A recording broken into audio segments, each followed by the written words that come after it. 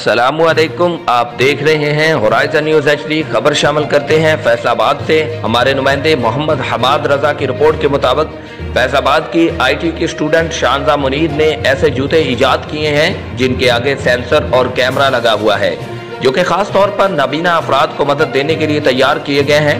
इन जूतों की खास बात यह है कि नाबीना अफराद जब इनको पहनकर चलेंगे तो ये जूते पहले से उनको आगे आने वाली रुकावट के बारे में मुतले कर देंगे और अलार्म और वाइब्रेटर उनमें लगाए गए हैं जो कि रिचार्जेबल बैटरी पर चलते हैं।